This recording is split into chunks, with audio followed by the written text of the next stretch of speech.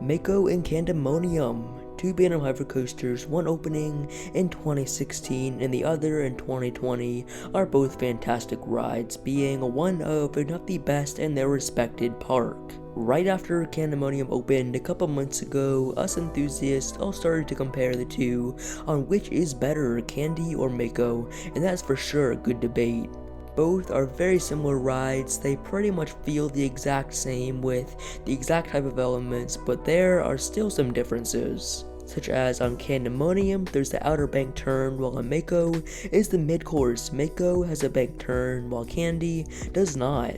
Obviously, as you can see, there are differences, but mostly similarities, as throughout this video, come to expect me going all in depth, as this is going to be a good one. But before we start, if you're new to the channel, make sure to like, comment, and subscribe for more videos on coasters often, as it really helps the channel out tremendously. Also, if you want to see more, make sure to follow my Instagram for updates and much more. But now that is out of the way, let's jump in.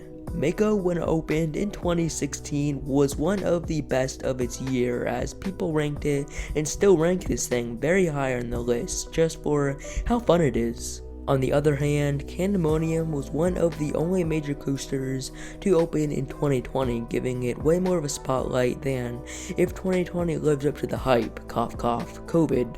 With the whole chocolate town, the new area Candymonium is located in, you get this great atmosphere, the main attraction, of course, Candymonium. In the middle of the end helix is this grand fountain that when I went, unfortunately, was not completed, but I can tell it looks great. Mako has this huge lake on the other side that the coaster flies by on the edge, as it is an absolutely fantastic setting. Even at the end, you speed right over another lake. It's for sure considered to be one of, if not the best hypercoaster in the US, but here I think Candymonium beats Mako in so many ways. They both have very similar layouts to where, as I said earlier, they just feel so alike, even with some of the stats, which, as we compare them, they are still on Candymonium's side. Candy is 210 while Mako is 200 feet. It's faster by 3 miles per hour. You could assume that this drop is bigger on Candymonium, though there's no exact stat to show. Really, the only stat that is better on Mako is the length. That is by only 124 feet, which, as you can see, they both aren't the tallest or fastest at all. Both this and Mako are prime examples of hypers that on a smaller scale still are some of the best in the world. As I mentioned in my searching manufacturers video, there is no mid-course brake run on Candy, where on Mako it is a whole different story. That is what separates the first from the second half. However, it does not really slow you down, you can still almost crawl through the rest of the coaster. And yes, that serves as a block section, but they don't really utilize it due to some mediocre operations. Even sometimes, they rarely only run one train.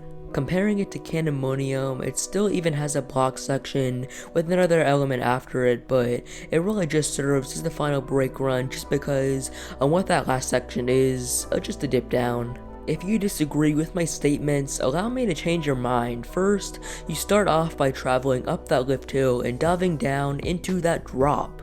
Candymonium is taller, but only by 10 feet, to where you're not really gonna feel that difference between the two, where you'll go into one of the only differences. There is that extra bank turn on Mako, which the first point we'll go to for that one, because Candy does not really have that yet. You head into those two almost identical massive airtime hills, as once again, I feel like I'm repeating myself, but I'll not give any points to either one, just because the airtime is about the exact same as they both travel into hammerhead turns, followed by another smaller airtime hill, this one with those B&M trims.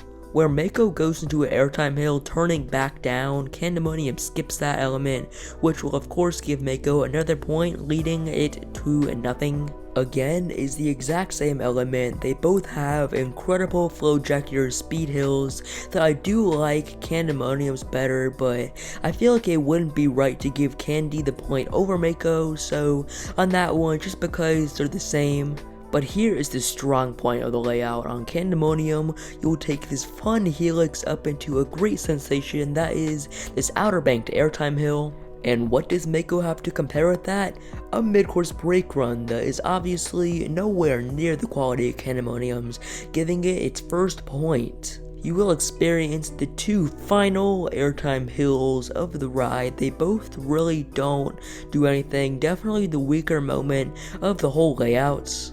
On Mako, you will travel up into these turns above the whole pathway, head over the water, and into the brakes. Definitely a super fun end to the experience. But man, on Candymonium, you speed around that beautiful fountain and go into this very solid banked pop of airtime into the final brake run. So yes, I will give that point to Candymonium, tying it 2-2, which I want you to decide in the comments which is better, because it sure is a debate. This whole comparison really just shows on how B&M is doing their hypercoasters and how much they have improved since they started it all off with Apollo's Chariot. Pretty much every hyper they build just keeps getting better and better. Every single one is greater than its predecessor. Of course, you can make some exceptions, the main one of course being Shambhala, and depending on your opinion, Mako. I personally of course prefer Candymonium. I think it definitely does lots of the elements better than Mako, but that's just my opinion. What do you think of this debate? Make sure to post that in the comments below. I read every comment, love what you guys have to say. And to end it out, of course, if you're not already, make sure to subscribe for more videos on coasters often. And see ya!